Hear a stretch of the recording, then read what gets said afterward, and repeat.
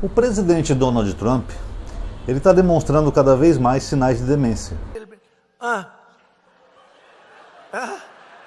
Come on, darling. The mother's screaming like crazy.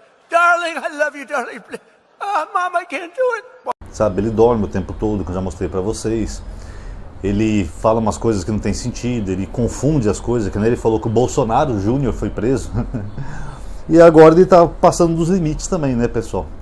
Primeiro, ele pegou e mandou pintar a piscina do Memorial Lincoln, que é aquele espelho d'água que fica em frente ao Washington, vocês já devem ter visto em filme, que no final tem um obelisco.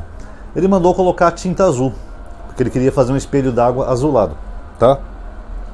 Só que aí o azul elevou a temperatura da água, e aí começou a proliferar algas. Ficou cheio de água e ficou até verde, em vez de ficar azul, como ele queria. Aí ele mandou jogar na piscina peróxido de hidrogênio, para tentar matar as algas. Só que esse peróxido aqui, ele também matou a cor azul. Então não adiantou nada. Eu vou colocar só um trechinho para vocês verem, mas eu vou ter que tirar o som, tá, pessoal? Que o som é aquela musiquinha de filme, senão o YouTube bloqueia. Mas é curtinho também, 20 segundos, dá uma olhadinha só.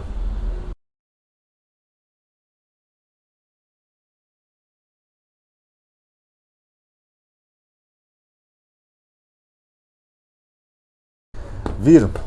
Lembra até aqui do Brasil, né, que o Bolsonaro matou as algas ali do espelho d'água ali de Brasília, né? Só que no caso foi pra Michelle roubar as moedinhas. Enfim.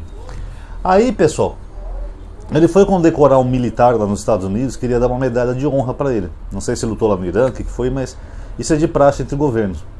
Aí o Trump pega a medalha, chega nas costas dele pra colocar a medalha, ele não consegue colocar a medalha, aí ele acaba fazendo errado, deu um tipo de nó lá que apertou que quase sufocou o militar. Olha que cena ridícula, pessoal.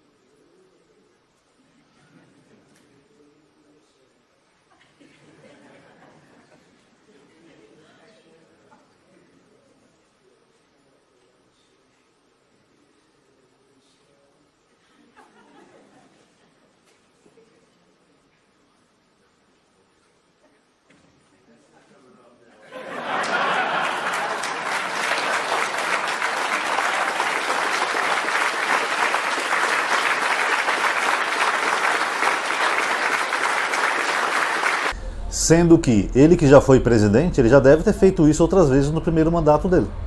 E depois ele criticava o Biden, né? Chamava o Biden sonolento, falava que o Biden estava demente, que o Biden estava muito velho. Agora o Trump está fazendo a mesma coisa. Agora o que ele fez no G7 é impressionante, né? Que ele causou uma crise diplomática com a Itália. Ele falou para os repórteres americanos que a Giorgia Meloni, a primeira-ministra da Itália, implorou para tirar uma foto com ele. Sabe, implorou para tirar uma foto com ele, porque ele não queria tirar foto com ela, ou algo assim do tipo, sabe, dando a entender que ela se humilhou para tirar uma fotinho com ele lá no G7.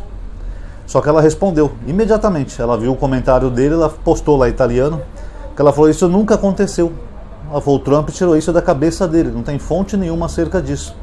Na verdade, segundo ela, não aconteceu nada disso e a Itália não se humilha.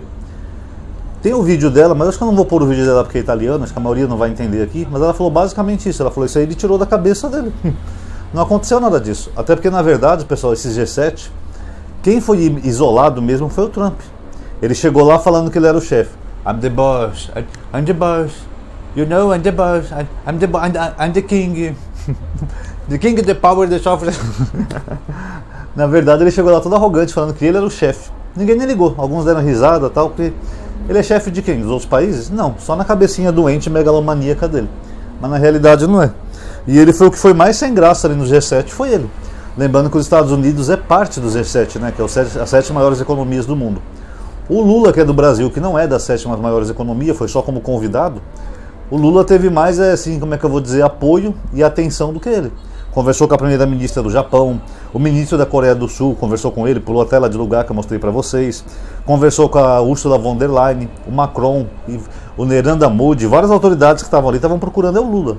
Então ele ficou lá meio sem graça lá. Onde estou? O que estou fazendo aqui? Onde está James? James, você está aqui? Where are you, James? Socorro, meu James. Aquele ali eu conheço. É Lula. Aquele ali não conheço.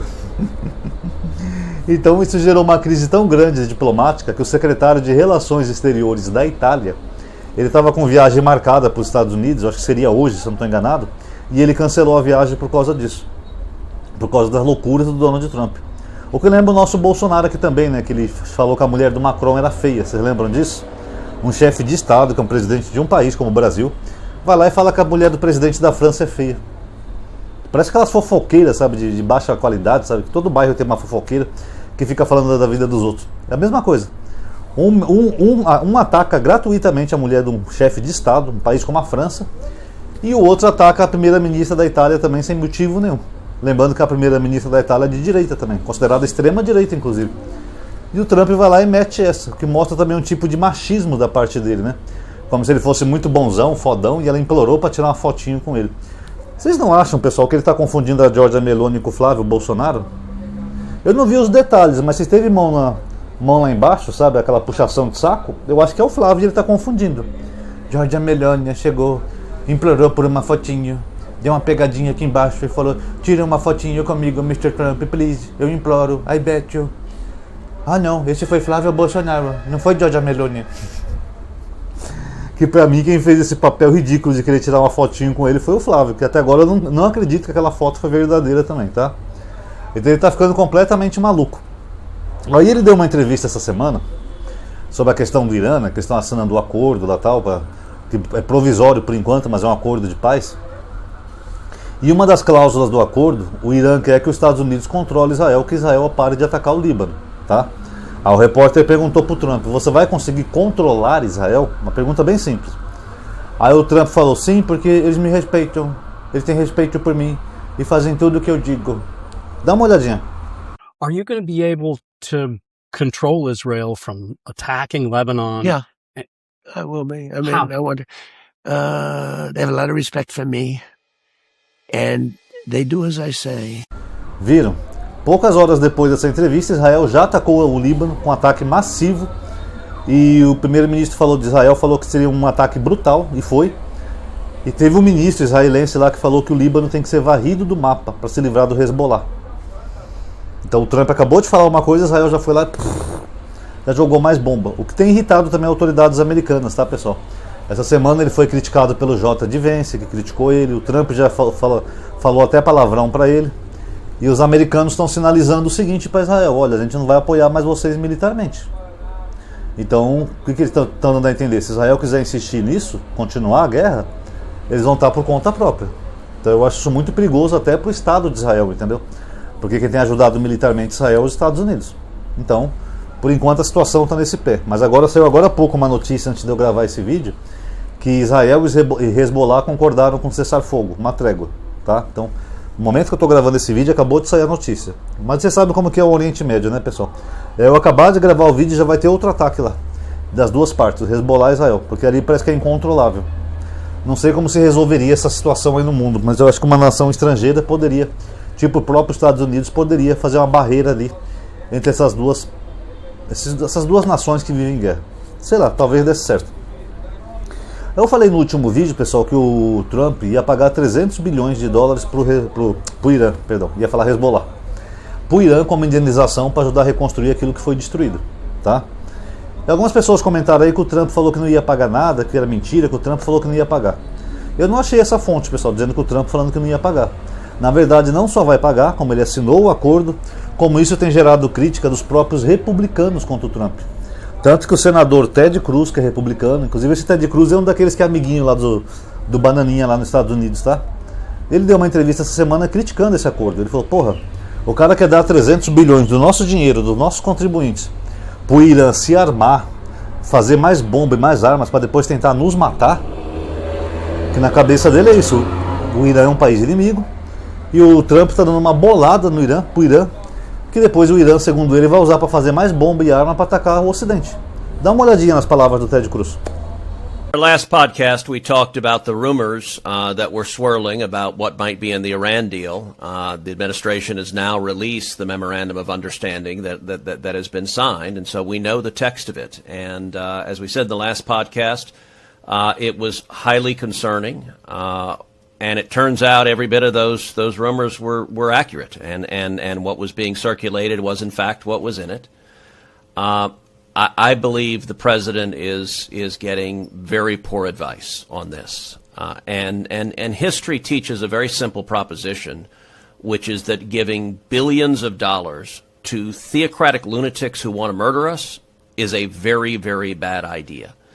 Yeah. This deal envisions funneling $300 billion to the Ayatollah and the Islamic regime in Iran. I think that is that would be a very serious mistake. I think if the Ayatollah gets $300 billion, that money will be used to fund terrorism and to murder Americans. And so It is very much my hope that the administration goes down a different path, that they choose not to send money to the Ayatollah. In my view, we shouldn't send a penny to the Ayatollah.